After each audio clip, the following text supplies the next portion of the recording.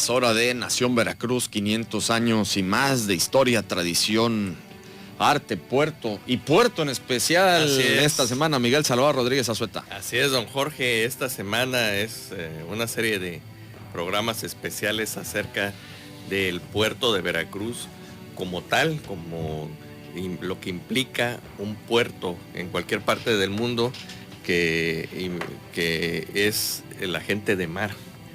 Y no solamente la gente de mar, sino que me puse a estudiar este fin de semana, don Jorge, como siempre que usted me indica. Y el argot también es muy importante, los antecedentes históricos, el mestizaje, la forma de pescar, que no es la misma, los mismos fauna y flora que nos rodea para crear precisamente este puerto, el puerto de Veracruz, don Jorge.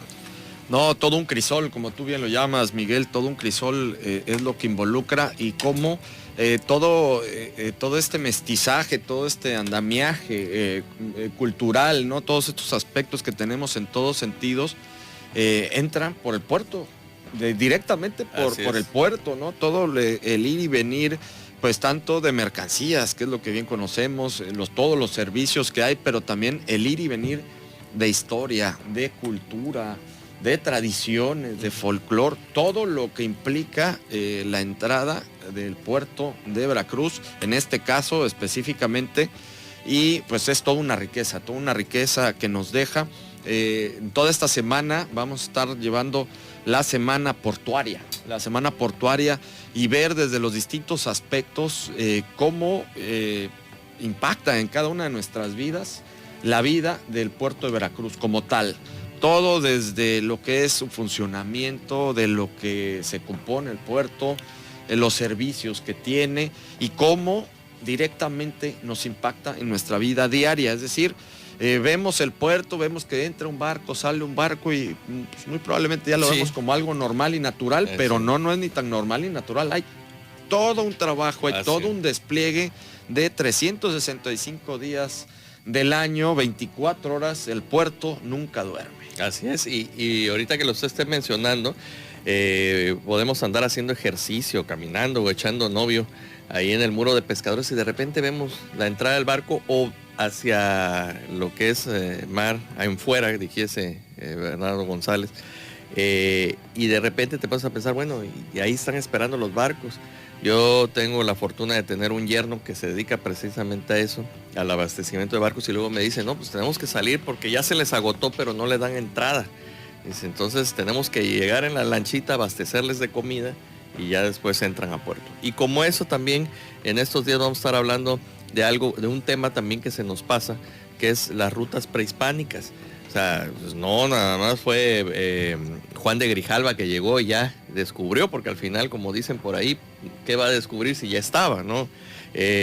Yo siempre lo llamo ese redescubrimiento entre ambos grupos culturales, porque también, así como Colón se asombró, imagínate la cara de los taínos y de los caribes al ver a toda esta gente, ¿no? Entonces, yo creo que las rutas también, como isla de sacrificios y como también el lote de San Juan de Ulúa, tanto como adoratorios, como ruta de peregrinaje, pero también como puertos, ¿no? Para las diferentes rutas comerciales prehispánicas y ya posteriormente, por supuesto, a la llegada de los españoles, pues todo este crecimiento, la ruta de Indias y todo la flota que venía, la palabra flota, que también luego mi esposa me dijo, ay, no me gusta que utilices esto de flota en tus escritos. Cuando dices que llegó la flota, le digo, es que se refiere precisamente a la llegada de los buques españoles que traían y se llevaban las mercancías. Esa era la flota y por eso en la escuela decíamos, te voy a traer a la flota, porque pues era el conjunto el grupo de amigos que te protegían. Fíjate, para allá de una vez, bueno, ahorita comentamos esto, ahorita que el sería el redescubrimiento de México de Marco Antonio Almazán. Es excelente mira, ese libro. No, es una joya que ahora que lo dices, le voy a traer porque por ahí lo tengo. Es excelente, Marco Antonio Almazán, aparte con esa mordacidad que tiene del mexicano, excelente. Pero bueno, vamos a darle la bienvenida a nuestros invitados especiales con relación al puerto de Veracruz. Agradecemos mucho que esté aquí con nosotros nuestro gran amigo Juanito Vázquez. Vázquez, él es pues estibador retirado, ¿no? Del puerto de Veracruz, de tercera generación, Juanito. Sí, afirmativamente agradezco la oportunidad para platicar un poco de lo que es el puerto en cuanto a la manipulación que se fue generando a través del tiempo. Como dices tú, efectivamente, de tercera generación, a mí mi abuelo me contaba las peripecias y las maniobras que tuvieron que hacer. Pues allá la fecha la ignoro, pero desde que él tengo uso de conocimiento, la Estibadores se fundó en 11 de julio de 1911. De ahí para acá, pues, la evolución que ha tenido la manipulación, y pues ahí vamos a tratar de externar un poco lo que yo viví en el espacio de 34 años que laboré ahí mismo. Muchas gracias y agradezco todas unas historias, Juanito, vamos a estar platicando, y también está aquí con nosotros Julio Vázquez, también serigrafista, museógrafo del Centro INA Veracruz, también para ir cerrando todas estas historias. Pues Julio. bien, la verdad es que la experiencia laboral dentro de esta institución ha sido bastante amplia, extensa, después de 30 años de servicio.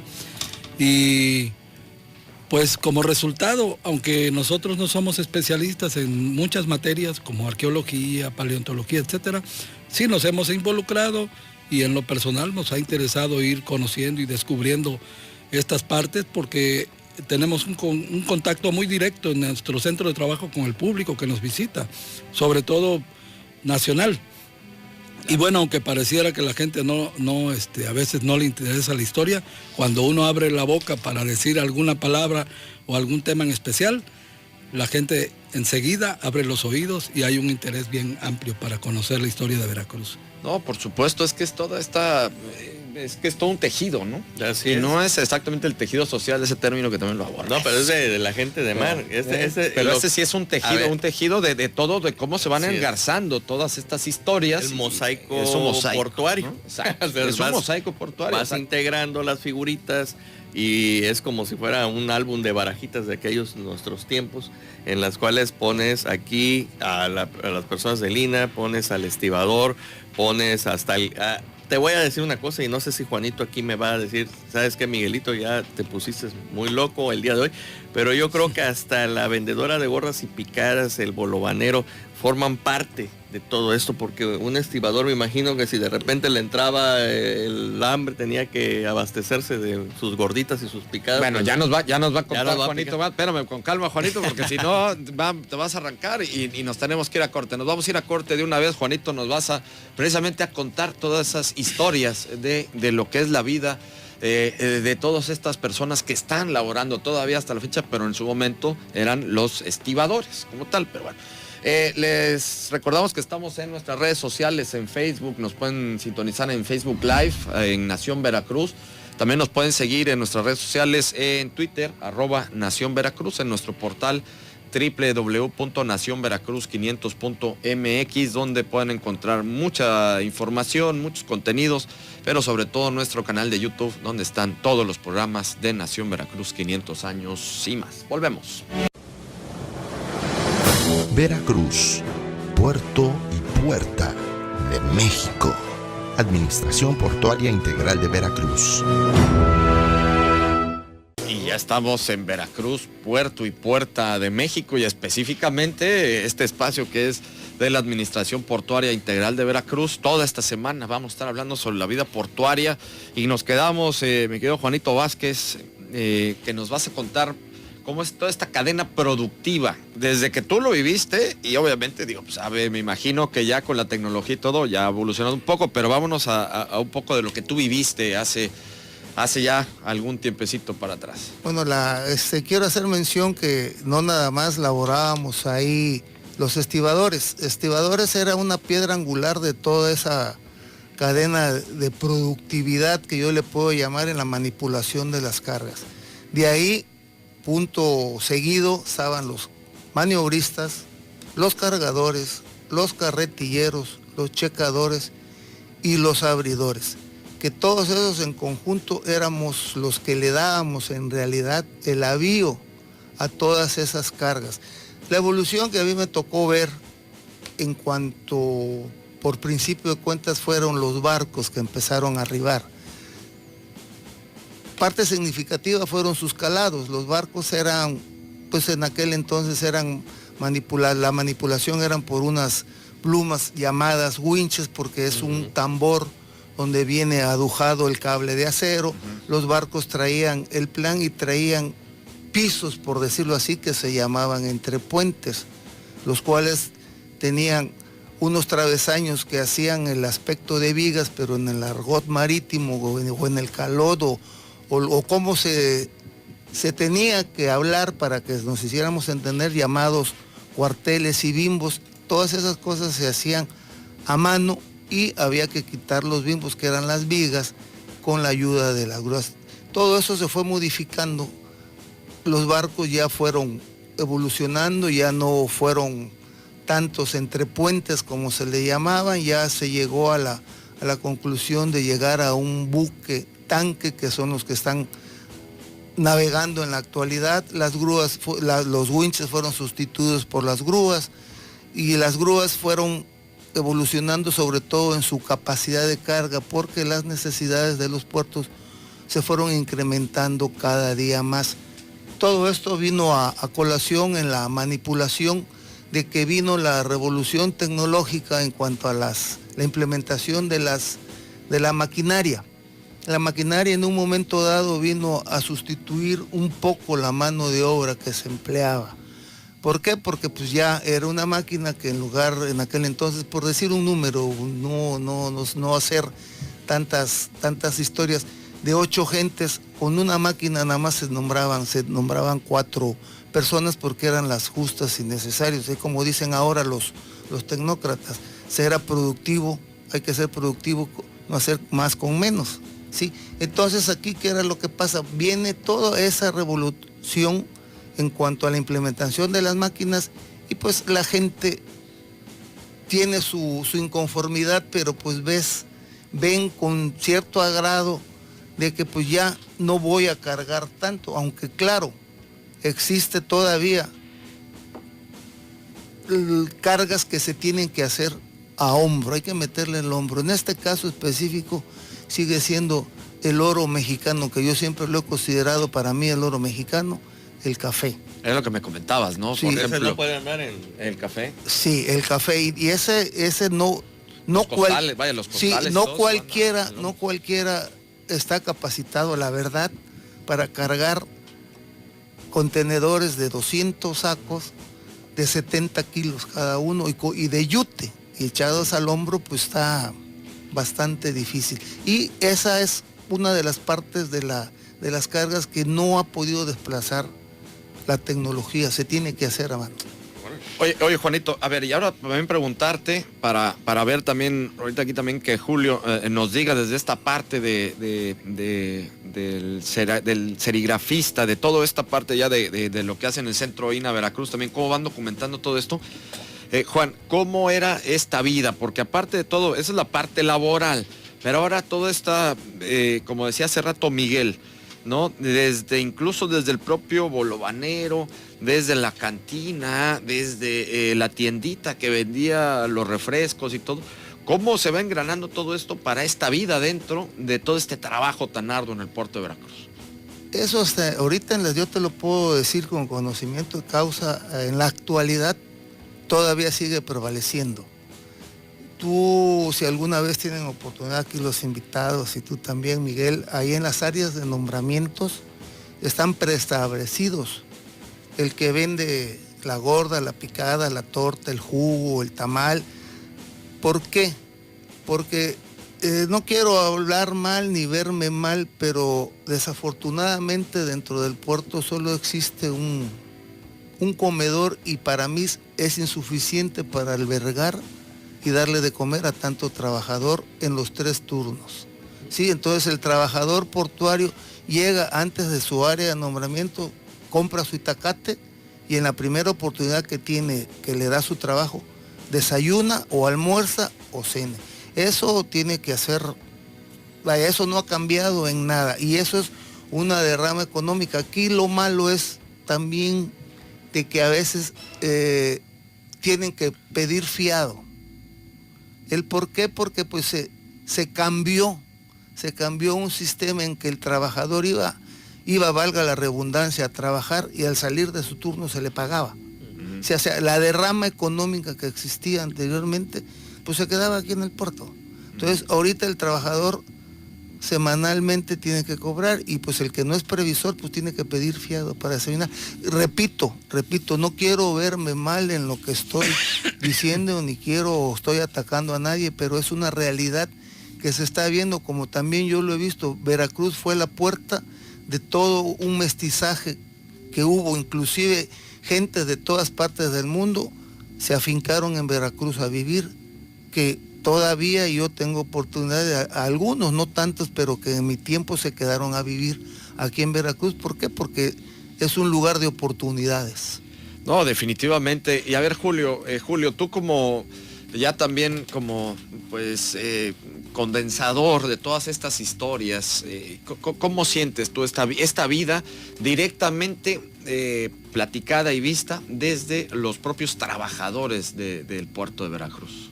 Pues a veces nos vemos como los abuelitos, ¿no? Y decimos todos tiempos antiguos fueron mejores, porque realmente un peso, plata, era un peso, plata, ¿no? Y comparabas cosas con una moneda de 50, de 10, de 5 centavos. Y lo que decía aquí el amigo Juan, precisamente esta economía que se dio en el puerto tocaba más ampliamente a los comerciantes en el puerto, no nada más el pequeño comercio o el abulantaje, ¿no? Sino también a los comercios grandes, a los grandes almacenes que existieron en Veracruz, que ya desaparecieron definitivamente, ¿no? Pero a través de los años también esto se refleja en el mismo baluarte de Santiago, ¿no? La gente que hoy nos visita pasan por ahí a veces y dicen, oiga, yo he vivido toda mi vida en el puerto y nunca había yo subido al baluarte de Santiago, ¿no? Y entonces eso nos pone pues en alerta, porque realmente necesitamos inyectarle mucho más difusión y más que nada hacer resaltar este lugar tan importante, que es el único que nos queda de todo un conjunto arquitectónico, como se ha estado mencionando en otros programas anteriores, ¿no? Entonces, nosotros vemos que la economía del puerto, a partir de todo este movimiento portuario, ha decrecido, pero no tan solo eso, sino también en la rama turística, ¿no? En la rama turística no hay una definición muy clara de qué es lo que pretendemos, si queremos hacerlo turístico 100%, comercial, o queremos hacerlo empresarial, o no sabemos. Entonces ahí viene el meollo del asunto, ¿no? Habría que definir esa parte por parte de los 3 niveles de gobierno, y además ponerle mucha atención a todo el conjunto arquitectónico de los edificios históricos y de todo este bagaje histórico que existe todavía en el puerto de Veracruz y que no lo hay en todas partes del mundo. Pues sí, es parte de todo esto, estos puntos que se tienen que en muchos aspectos dirimir. Lo que sí es una realidad, y eso no lo podemos dejar a un lado ni soslayarlo, es que el puerto de Veracruz como tal es el motor y el anclaje, como bien nos estaba comentando Juanito, con toda esta cadena productiva. Es el motor y más bien el motor y el gran propulsor de la economía, tanto en la zona conurbada, Veracruz, Boca del Río, como en el estado, y me atrevo a decir casi al 100%, el gran impulsor también de la economía a nivel nacional. Juanito, pues qué gusto que hubiera estado aquí con nosotros, igualmente a Julio Vázquez, Juanito Vázquez, con todas estas historias. Nos vamos a quedar pendientes, Juanito, porque pues con este tiempo que tenemos es poco, pero hay muchas historias más que sabemos que nos vas a contar de allá y que van a ser sumamente enriquecedoras. De entrada aquí nuestro historiador de cabecera, sí, ya quiere que le platique esta parte de todo este movimiento de la bohemia, ¿no? Que eso nos vamos a quedar pendientes también para platicar más adelante. Nada más haría una mención, ¿no? De que Veracruz no tan solo ha sido un punto importante para el desarrollo de la economía, también de la cultura, porque antes de que existiera el avión existían los barcos, ¿no? Entonces todas las compañías de zarzuela, de ópera, de teatro, que venían a representar todas sus actividades, pasaban por Veracruz y tenían una ruta, Córdoba, Orizaba, e incluso llegaban a la Ciudad de México, pero antes, primero, en el puerto de Veracruz. Pisaban aquí el primer punto. Ya nada más para cerrar un comentario aquí, diciéndole al compañero Julio que desgraciadamente la historia no comenta nada en cuanto al que le debemos lo que es el puerto de Veracruz.